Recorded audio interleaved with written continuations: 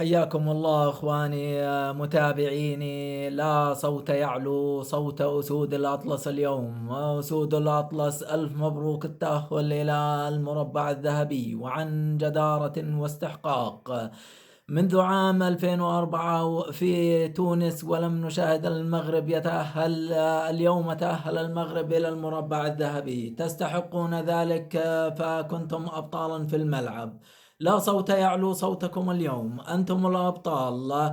شاهدنا مباراة جميلة. المغرب قدم كرة هجومية رائعة. وليد الكراكي أنت مدرب تحترم. كابتن وليد في كل مرة يبهر ويبدع ويحسن الأخطاء في المباريات السابقة. اليوم المغرب في الشوط الأول نشاهده هجوميا كان قويا جدا.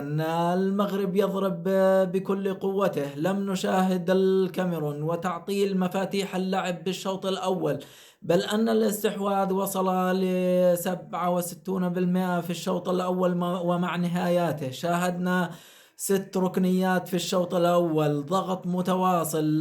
لم نشاهد ياسين بونو دفاعا منظما. بلال الخنوس وأيضا العيناوي كان أبطالا في الملعب في منتصف الميدان.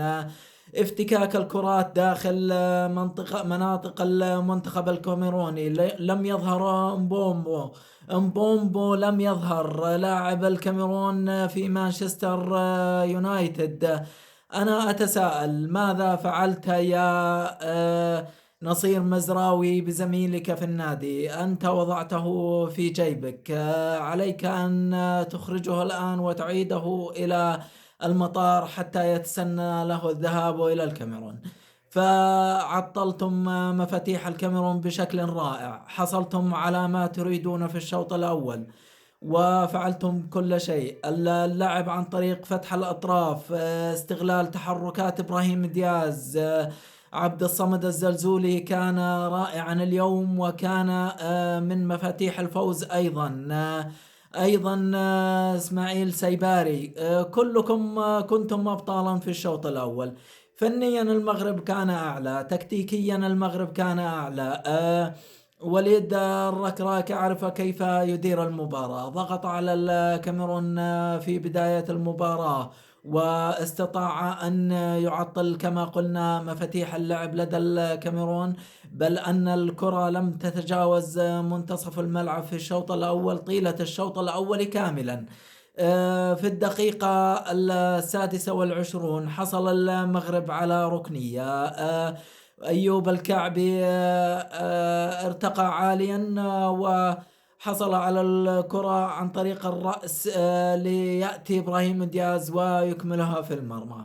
أتحدث عن إبراهيم دياز صاحب ال5 أهداف لغاية الآن في هذه البطولة، وأتمنى أن يستمر بالتهديف، فهو هداف البطولة لغاية الآن، يستحق ذلك. هذا اللاعب مكنيكيا عالي جدا. أشرح لكم مكنيكيا ما هو مكنيكيا في كرة القدم. مكنيكيا أن اللاعب الذي يتحرك بدون كرة ويحرك جسمه بطريقة إيجابية يستطيع أن يغير مسار مباراة كاملة. كما تحدثنا عن رياض محرز سابقا أنه يتحرك بدون كرة، فأيضا إبراهيم دياز تحرك اليوم بدون كرة واتخذ الموقع المناسب. الحس التهديفي لدى هذا اللاعب جعله يتحرك بطريقة إيجابية وغير اتجاه الكرة إلى داخل المرمى.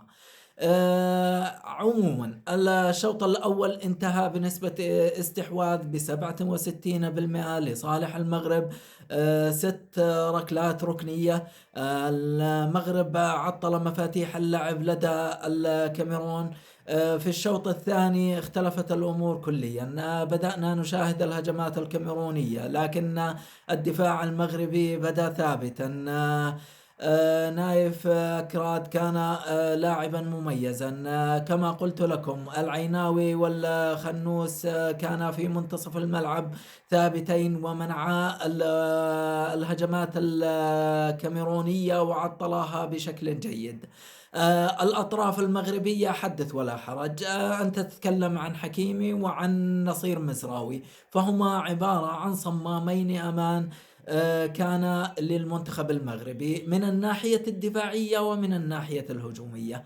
المغرب في الشوط الثاني لعب على التحولات السريعة واستغلال سرعة عبد الصمد الزلزولي وإبراهيم دياز، وحصل على ما يريد. يبدو أن إبراهيم دياز عريس هذه الليلة، فهو ساهم في الخطأ الذي سجل منه الهدف الثاني عن طريق إسماعيل سيباري. يستحق هذا اللاعب أن يسجل نظرا لعطاءاته، نظرا لاجتهاداته المتكررة، لكنه لم يوفق في المباريات السابقة. المغرب أنتم تستحقون الفوز عن جدارة واستحقاق، وألف مبروك التأهل إلى مربع الذهب. ألف مبروك من جديد. لا صوت يعلو صوت أسود الأطلس في هذه المباراة، ونتمنى لكم التوفيق. ألف مبروك من جديد. أرجو منكم المشاركة والمتابعة والإعجاب، وتصبحون على ما تتمنون.